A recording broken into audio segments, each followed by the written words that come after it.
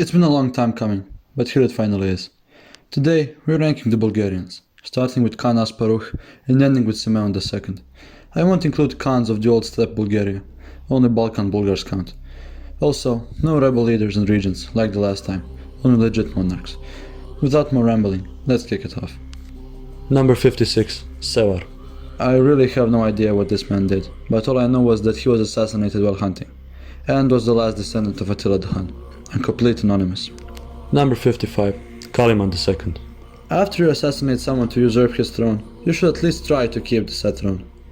Kaliman wasn't able to do that and was assassinated himself. Number 54, Vladimir. Tried to reverse the Christianization of the Bulgarians, persecuting clergymen and destroying monasteries and churches. Well, until his father Boris came out of retirement just to remove him. He was then blinded and imprisoned. Number 53, Constantine II. Constantine was the son of Ivan Stracimir, and the Tsar only nominally, since Bulgaria had been conquered by the Turks before his ascension. He did stage a revolt to restore his fatherland, though he was unsuccessful, and died as an exile at Serbian court. Number 52, Presian II. Son of Ivan Vladislav, who reigned for less than a year. He was stuck under siege by the Byzantines and had to surrender, marking the official end of the First Bulgarian Empire. He was taken hostage and, after an unsuccessful attempt to overthrow the emperor, he was blinded and confined to a monastery. Number 51, Ivan IV. Ruled for a year before being overthrown by Chaka. It doesn't help that he was a child. Number 50, Ivan III. Byzantine managed to place him on the throne while Ivailo was presumed dead, but when it turned out he wasn't, Ivan was driven out very easily. He fled to the Mongols, who promised to restore him, but that never happened, and he had to satisfy himself with exile in Greece. Number 49, Ivan Stefan. Placed on the throne after the disaster at Velbast, he was nothing more than a Serbian puppet. Boyars removed him soon after. Number 48, Kaliman I. His reign was unfortunate for two main reasons. First, the Mongols invaded from the north and ravaged the entire country, and second, he was 7 years old when that happened. Bulgaria had to pay taxes to the Mongols, while Kaliman's regions were simultaneously making a deal with the Pope to launch a crusade, combined with the church union. Poor kid was probably assassinated by those who opposed the union. Number 47, Mitsu. Somehow managed to seize power after Kaliman was assassinated, but it turned out he wasn't very good at doing anything. After an unsuccessful campaign against the Greeks, he was politely told to step down and was replaced. Number 46, Chaka. Son of the Mongol Nogai Khan, who was exiled from Mongolia. He managed to capture the Bulgarian throne, but his enemies from Mongolia followed him there and, with the help of disloyal boyars, had Chaka killed. Number 45, Simeon II. The last Tsar of Bulgaria. After the death of his father, the throne went to him when he was only like 6. The real power was of course in someone else's hands, and those were his uncles. Bulgaria's activities, or lack thereof, during the Second World War were overseen by Simeon's regency, until the Soviets barged in and through a democratic coup, deposed the royal family and exiled them somewhere far from Bulgaria. He returned in the 90s and is still active in politics, but he isn't currently pushing the restoration of the monarchy. He's just chilling. Number 44, Constantine Tih. This is basically the reign of Constantine. Probably a member of the Serbian royal dynasty, he was elected because the boyars couldn't choose between two much more powerful candidates. He was faced with constant wars with literally everyone, but mostly Hungary and Byzantium. Those wars were one step forward, two steps back, each time leaving Bulgaria weaker than before. He had some military successes, but those were mainly in spite of him, not because of him. It doesn't help that he had to swear fealty to the Mongols, while they constantly raided and pillaged his territories. Oh yeah, he also fell off his horse and became paralyzed from the waist down, having to be driven around in a carriage. He was undermined by his nobles, his wife. Shit, even a peasant farmer Ivailo garnered more support than Constantine. He was killed in battle against said Ivailo. Number 43, Boris II. This guy's life was just sad. The first thing he had to do as emperor was surrender himself to the Byzantines as a hostage in order to prevent an invasion. Then, when he was allowed to return home, during a war between the Byzantines and Kiev, the unlucky Tsar found himself in the crossfire and became the vassal of both. Then he was captured again, brought to Constantinople where he was stripped of his crown and cloak in public ceremony, symbolizing the fall of Bulgaria to the Greeks. Not long after, his brother and him managed to escape, but as soon as they crossed into Bulgaria, he was mistaken for a Byzantine soldier and shot by a border guard. One of the most unfortunate people I've ever heard of. Number 42, Kormisor. Tried to besiege Constantinople, but was defeated right outside the walls. After that failure, he was overthrown in a coup. Number 41, Telets. At first was very good at pillaging the Byzantine border, but after they defeated him in a direct battle, his subjects stoned him to death. Number 40, Sabine. Unlike his predecessors, Sabin wanted peace with the Byzantines. His nobles saw this as the highest treason, and he barely managed to get away with his life. He spent the rest of his life in exile. Number 39, Umar. Pretty similar to his predecessor Sabin, wanted to cooperate with the Byzantines, which earned him exile. Number 38, Toktu. He wasn't pro-Byzantine like his predecessors, but faced rebellion regardless. He tried to flee the country, but was captured and killed. Number 37, Pagan. Pro-Byzantine and managed to secure peace. As soon as peace was signed, the Byzantines invaded and Pagan was unable to stop them. This earned him death by getting murdered. What the fuck? Number 36, Roman. After he witnessed his brother getting shot by the border guard, he managed to identify himself and survive. He was recognized as Tsar, but at that point Bulgaria was ruled by Samuel and his brothers, so Roman attended mostly to church matters. He was then captured again by the Byzantines and died in jail. Number 35, Telerik. Spent most of his reign at war with the Greeks, but ironically had to run to them for help once his subjects decided to replace him. He found exile there and adopted Christianity. Number 34, Boril. Got the throne after Kalayan mysteriously died, which is something he definitely had nothing to do with. When he got the throne though, it turned out that he was nowhere near as capable as his predecessors, in any regard. After multiple failed incursions into Crusader states, and multiple relatives practically breaking away with huge chunks of land, he was deposed and blinded by his cousin Ivan Asen. Probably for the best. Number 33, Vineh. Lost the war to the Byzantines, but when they attacked again, he managed to repel them and push back. Though, instead of pursuing territorial expansions, he sued for peace, which earned him death by the hands of the nobles, along with his entire family. Number 32, Smilets. The rule of Smilets was the height of Mongol overlordship over Bulgaria. His every action was dictated by Mongol Khan, and when Nogai's son Chaka invaded, Smilets suddenly died, probably out of fear. The only useful thing he did was marrying his daughter to Stefan Dyachatsky of Serbia, with whom she had the future mighty Tsar Dusan, the most perfect man ever to exist. Also, look at this goofy ass sigil. Like, tell me genuinely what this is. Number 31, Michael II. His entire reign can be described as an unsuccessful attempt to contain the Nicaeans. He was defeated more than twice by them and lost significant territories in Thrace and Macedonia. His only success was an invasion of Serbia, but he had to dip when the Hungarians joined the party on the Serbian side. Michael was then murdered by his cousin. Number 30, Malamir. Had his older brother executed for converting to Christianity. Later, he mysteriously died out of nowhere. Strange. Number 29, George I. George tried to put all the damage caused by Ivailo under control, but didn't really accomplish. Seeing how the winds were blowing in Serbia's favor, he allied himself with King Milutin, and with Charles of Sicily as well.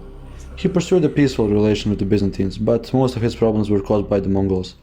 Their raids were constant, and after a marriage between his daughter and the Mongol prince Chaka failed to secure peace, Mongols straight up just overthrew him. He wasn't killed, but would be exiled for a while, until his son seized the throne and allowed him to return. Number 28, Gavril Radomir. Quite a gallant and honorable man, noted as a great knight and good tactician. He was merciful once when his father wanted to kill his cousin Ivan Vladislav. That definitely won't come back to bite him in the ass, right? Oh. Number 27, Peter III. A Serbian prince and by extension great-grandson of Samuel. When the Slavs revolted in Macedonia, Prince of Serbia offered them his own son to be the leader. The uprising was successful at the start, but the Slavs lost a decisive battle, and Peter was captured. He later escaped and went on to rule Serbia. You can check out how he did in this video. Number 26, Peter Dejan. Probably the son of Gavril Radomir, who was elected to lead the Slavic uprising in 1040.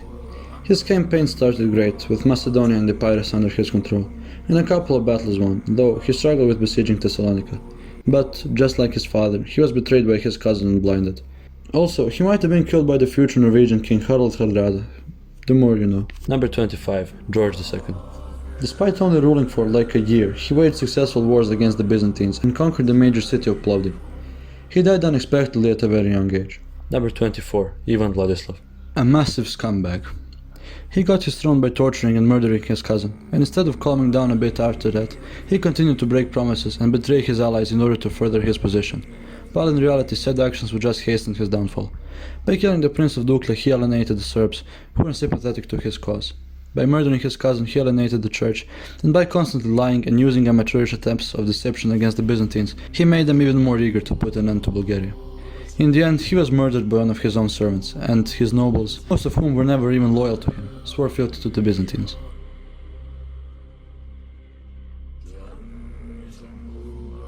Number 23. Ivan Stracimir. Got to rule Vidin while his brother got Trnovo. Vidin was much more better situated than Trnovo because it didn't border the Ottomans, so Stracimir didn't really concern himself with their incursions. This allowed him to wage war against his brother from time to time, while he was busy trying to be a literal dam to the Turkish invasions. Stracimir was on good terms with Hungary, and when the Nicopolis Crusade was called, Stracimir was quick to answer. After the crusade, however, Sultan Bayezid was also quick to seize his country and have him murdered in jail. Number 22. Ivaila. Leader of a peasant revolt who somehow managed to grasp the throne for himself. After killing the previous Tsar in battle, he married his widow and tried to put an end to constant Mongol raids, meanwhile fighting a war with Byzantines. He spent his entire reign fighting both outside and inside threats, since the nobility kind of despised him for his low birth.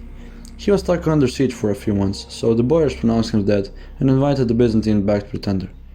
Well, until he came back and forced them to surrender to him. However, he quickly lost the little support he had and was forced to flee the country. Number 21. Ferdinand. The world has never seen a meaner scoundrel. These are the words used by a British author to describe Ferdinand. And truly, most other European rulers really disliked him for many reasons, mostly his hedonism, pettiness, and the fact that he was probably gay. Ferdinand did have some political skill and scored some wins, such as the independence in 1908 and the First Balkan War in 1912, although these rare W's were immediately followed by the disastrous Second Balkan War and World War I, even though it seemed Bulgaria was on the winning side at the start.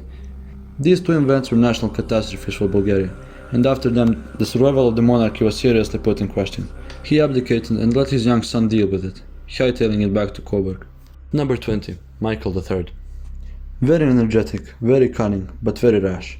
He navigated the political situation and calculated that the best course of action would be to subdue Serbia with Byzantine aid. And had Serbia been squashed as they wanted, Shishman would have been the undisputed hegemon of the Balkans. I mean, the Byzantines were fighting constant civil wars and rebellions, while Bulgaria had just come back from a horrible period of Mongol domination. Bulgarian army was strong, boyars ambitious, and treasuries full of cash. Bulgaria would have become the Balkan superpower. But then Michael was defeated by the Serbs at Velbast and killed by Stefan Dusan. I'd say it's a skill issue, but to be fair, Dusan was unbeatable. Number 19. Alexander I. The first ruler of a renewed Bulgaria. He was given the office by his uncle, Tsar Alexander II of Russia, but didn't really prove himself in that position. He was under constant pressure from both outside forces, such as Russia, and the unending squabbles and conflicts between the Bulgarian politicians. He tried to put the country back in order by suspending the constitution and assuming absolute power, but that worked out as well as you expect. Nothing disastrous happened under him, and he actually gained some prestige after beating Serbia in 1885, but that didn't really help him much because he was disliked by both the populace and the politicians. He was forced to abdicate and flee to Russia.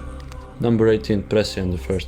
The most important part of Presian's reign was his war with Serbia, which he badly lost. His reign also saw a few Slavic uprisings, since Bulgars are still like Turks or Mongols or something, with a different religion and culture to Balkan Slavs. He was also important for greatly expanding in Macedonia. Number 17. Kardom. Managed to restore order back to Bulgaria after the previous few disastrous Khans. He defeated the Byzantines in a decisive battle and forced them to pay tribute. But when the taxes were due, the Byzantine emperor sent him cow shit instead of money and declared war. The two of them struck a deal and peace was resumed, but then that emperor returned home and he was overthrown by his own mother. Kardom ruled until his very death at an old age. Number 16. Ivan Shishman. After the genius decision of his father to split the country between his two sons, you could say that Shishman got the shittier end of the stick. He inherited lands that bordered the Ottomans and came under direct threat. It didn't help that he had to fight both the voivoda of Wallachia and his own brother, all the while the Turks were slowly tightening a figurative noose around the figurative neck of the figurative Bulgaria. After constant raids, the Turks took Shishman's land piece by piece until he was left only with a few cities along the Danube, which he managed to hold until 1395, when the Turks came in and murdered him. Even though his reign was one of decline and eventual downfall of Bulgaria, Shishman has become a legendary figure among the Bulgarians, and his cult played a large role in the Bulgarian national reawakening during the 18th and 19th centuries. It is formidable that Shishman was among the very rare Balkan rulers that never paid tribute to the Turks, and was in constant battle against them. Number 15. Peter I. Like most sons of great conquerors, Peter didn't really live up to the expectations set by his father Simeon. Of course, Simeon set the bar unimaginably high, so we can't really fault Peter for that. But overall, he actually did pretty decent. His reign saw a good, long period of peace and prosperity, at least up until the very end, when the Rus started invading. He lost Serbia as well, but he didn't even really try to keep it. Peter didn't let the state fall apart, and, even though he lost some territories, kept the empire running more or less smoothly. Though his defeats at the hands of the Rus really were disastrous, and he even suffered a stroke because of them. He abdicated and became a monk afterwards. Numbers 14 and 13, Peter IV and Ivan I. These two I had to put together. Peter Theodore was the brains, while Ivan Asen was the muscle of the uprising, and both of them played a significant role in reviving the long-dead Bulgarian Empire. Theodore masterfully manipulated the locals into taking their side, and in 1185 he was crowned Tsar. With the help of Laks and Cumans, Peter and Ivan were constant thorn in Byzantine sides. Constant raids, invasions, and schemes, including a failed attempt at an alliance with Barbarossa, made the Bulgarians Byzantine enemies number one. The brothers split the country and ruled jointly, with occasional disagreements here and there, as in true Balkan fashion. Then, both of them were murdered in a span of a year apart from each other. Number 12, Asparuh. The man who brought the Bulgars to the Balkans. With his homeland of old Bulgaria destroyed by Khazars, Asparuh took the people and sought to find a new home for them. That he found in the Danube Delta and the region of Mysia. The Byzantines, who tried to stop their settlement and expansion, were forced to recognize this new state, and Bulgaria has been a thing ever since. Since the Bulgars were much smaller in numbers than the local Slavs, they quickly assimilated, but left an unerasable mark on the Balkan region. Asparuh himself was a warrior king and raider, who died in battle against the Khazars. Number 11, Boris III. A man with a killer mustache. Boris III was a monarch that Bulgaria needed after the mess Ferdinand left behind. His main goal was to remove Bulgaria from all the shit going on in Europe, firstly by easing tensions with his neighbors, and then the rest of Europe. At the start there was a lot to deal with, most notably a looming socialist revolution and a never-increasing dissatisfaction with the monarchy. An unstable political structure, loads of parties all at each other's throats, and a strong officer corps didn't really help to ease the situation. The peak of political tensions came with the Zveno coup, which made the Tsar merely a figurehead, but Boris managed to counter-coup and restore himself, but now with absolute power. Boris' absolute reign was peaceful and prosperous, so much so it's called the Golden Age of the Third Bulgarian Empire. Boris played a lot of games with the big powers, most notably how he played with Hitler, who came to really dislike him. Boris signed a pact with Germany to avoid devastation like Yugoslavia, but he wasn't really compliant with Hitler's ideas, especially regarding the Jews. Also, a burning point of contention was the fact that Boris, very cleverly, didn't send Bulgarian troops to fight in Russia. There is one quote of his that I really like and sums up his reign rather well, and it says, "When horses start kicking each other in the stable, the donkeys get hurt." Unfortunately for Boris, after a meeting with Hitler where he told him that Bulgaria wouldn't join the war in Russia, he just suddenly dropped dead one day. Boris did well, stabilizing the state that desperately needed some breathing room. Plus, the mustache is rad. Number 10, Omurtag. After the many wars of his father Krum, Omertag worked to secure peace and consolidate the now much enlarged country. He signed a 30-year peace treaty with the Byzantines, which actually stuck around. He held cordial relations with his southern neighbors and even sent his forces to help defeat a rebellious general. Since he didn't wage any wars, he had time to make administrative and financial reforms, while also rebuilding his capital and many bigger cities. He did have to deal with a few Slavic uprisings and a few Frankish incursions, but aside from that, his reign was smooth sailing. Though he did persecute Christians, and for that he is definitely in hell, but as a ruler, he did pretty good. Number 9, Ivan Alexander. Overall a pretty good ruler, who stabilized the country after Elbasht, repelled multiple Byzantine invasions, made peace with his powerful Serbian neighbor, and instigated a period of peace and prosperity for a little while. Though he made one of the most retarded decisions you could make, that being dividing your country among your sons when there is a hostile mega power preying on your state. This divide greatly helped the Ottomans conquer Bulgaria, so all of Alexander's achievements, despite being good, are mostly undone because of this. Number 8, Theodore Svetoslav. After about 60 years of troubles and decay, Bulgaria prospered under Theodore Svetoslav. Having negotiated with the Mongols to finally leave, he returned to stabilizing the country, routing out traitors and fixing the economy. He was ruthless against those who conspired against him, which also included the Patriarch and some more prominent nobles. He wasn't popular because of this, but the rebellions that ensued he dealt with also very harshly. He didn't wage many wars, besides giving support to Andronikos III in his struggle against his grandfather, but really that was about it. Bulgaria enjoyed a good 20 years of peace and progress, something that it desperately needed. Number 7, Tervel. Tervel heavily involved himself in Byzantine politics. Two exiled Byzantine emperors found refuge in his Bulgaria, and he helped both reclaim their thrones. One successfully, the other not so much, but it's the thought that counts. He helped out the emperor fight an Arab siege of Constantinople and received the title of Caesar, being the first foreign ruler to receive that title. He might have also converted to Christianity, but that's not certain. Overall, Tervel strengthened Bulgaria's position and made sure it was here to stay. Number 6, Kalran. Remember Basil the Bulgar slayer? Well, this man was his antithesis. Known as the Roman killer, he made sure the Byzantines paid for Belasica all those years ago. Firstly, he ruled alongside his brother Peter until he was murdered. Then, the Gore Fest began. He expanded on all fronts, fighting with Byzantium, Serbia and Hungary, with the aid of his Cuman allies. Then, when the Latins stormed Constantinople in 1204, he was eager to fight them too.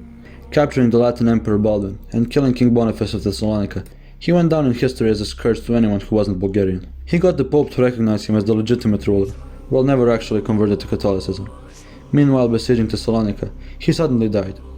At the time, people thought that Saint Demetrius, the patron saint of the city himself, came down from the heavens to strike him down, though it's much more plausible that his own nephew Boral did that. Is he deserving of being called Roman killer? Definitely. Was he at least a little nuts? Probably that too, yeah. Number 5. Ivan II. Ivan Asen played politics very well. He reigned during the time when Byzantium was removed from the picture, leaving Bulgaria as the largest and militarily the strongest Balkan state, and he just used the circumstances to his advantage. He obliterated the epirotes at Klokotnica, besieged Constantinople, and often made and broke alliances with his neighbors, depending on his current interests. He started minting his own coins and was very active in church politics, from time to time flirting with the Catholic Church, though never actually converting. He was a mighty czar and masterful politician who could have led Bulgaria to a new golden age, but unfortunately for him, he died suddenly, leaving his underage son to deal with the oncoming Mongol invasions. Number 4. Krum. The man who finally broke the Avars, and who forcefully removed 3 Byzantine emperors. Krum was kind of a beast as far as Bulgarian rulers are concerned, having a great military record, and even killing the Byzantine emperor Nikephoros in battle. He would be the first Bulgarian ruler out of 2 to make a drinking cup out of his enemy's skull, a nice little tradition. His troops held all of Thrace under control and even planned to besiege Constantinople, though that didn't really work out. He had another emperor in his dungeon, while the third retired out of stress caused by Krum. His conquest doubled the size of Bulgaria. He didn't just expand, he solidified the state and brought actual law and order to the still pagan country, having compiled the first ever Bulgarian code of law. It's really not a surprise why his dynasty bears his name. Oh, also, did I mention that his nickname was Krum the Horrible? A complete animal of a man. Number 3. Samuel. A Bulgarian legend. One of the national heroes of our Mongolic neighbors, and rightfully so. His struggle against the Byzantines is a subject of legend, and even saw big territorial expansions. His campaigns against his western neighbors were undeniable successes, though his war with Hungary really wasn't.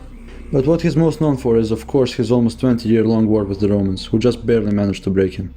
His military record was almost perfect during the early years of his reign, having conquered many significant Byzantine strongholds and cities, and having won many battles. He was described by contemporaries as invincible, and was revered all throughout the Balkans. He ruled the country stable enough to not collapse due to constant wars, and when he died the empire didn't survive him for long. Belasica was a disastrous defeat, and soon after he died of a heart attack probably. Samuel was a great military leader and an inspiring personality, but the one stain on his record bars him from the first place, though he is definitely among the best. Number 2. Simeon I. The man most deserving of the imperial title. His conquests were nothing less than great, as his armies lost only a handful of battles, and at the time of his reign Bulgaria was the unchallenged hegemon of the Balkans. He even had the Byzantines pay tribute to him. He spent a lot of his early years in Constantinople, which would later give him the ambition to become the sole Roman emperor. He never did that, but he came close enough, since he was actually crowned emperor in Constantinople by the ecumenical patriarch. This man forced the Byzantines to submit to him and crown him in their capital. Insane amounts of disrespect.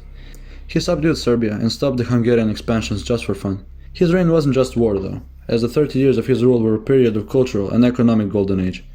Simeon funded Clement of Ohrid and other disciples of Saint Cyril and Methodius, who created the Cyrillic alphabet, and found many transcribing schools all throughout Bulgaria. His capital of Preslav was also described as a true imperial capital, a magnificent cultural and religious center, a symbol of the might of his empire. Simeon was an emperor leagues above most others, and some of you might consider him number 1. But in my opinion, there is one man who just manages to beat him. Number 1. Boris Michael. Simeon, Samuel, and Asen might have built empires, but Boris Michael built a nation. His adoption of Christianity and the conversion of Bulgaria is the single most significant event in Bulgarian history. He also welcomed back the disciples of Saint Cyril and Methodius, adopted the Glagolitic alphabet, and promoted a single Bulgarian language. By uniting his subjects through faith and language, he effectively created the Bulgarian nation from various Slavic and Turkic tribes. He established the Bulgarian Orthodox Church with the help of Constantinople, though he also slightly flirted with the Pope. But nevertheless, Bulgarian Orthodoxy is mainly his working. Though his military record isn't as quick and clean as Simeon or Samuel, the legacy of Knyaz Boris, in the long run, is much greater than the two of them combined. So glory to Saint Boris, truly a monarch worthy of his title. I am not Bulgarian, so if you are, and you think some of my placements are wrong, feel free to tell me in the comments. I am not as well versed in Bulgarian history as my own, so I might have misrepresented some people on the list. I'd also like to thank you all for the growth the channel has been experiencing during the last month or so. These two videos have really exploded in views, so I just wanted to thank you all for watching and subscribing to the channel. Let's hit 1 million by the end of the year. Have a nice day.